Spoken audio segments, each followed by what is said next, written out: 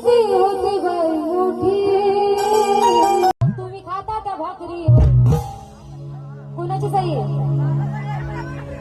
ते तुम्ही स्वतःला सांगताय की सगळ्यांना सांगता? मग आवाज.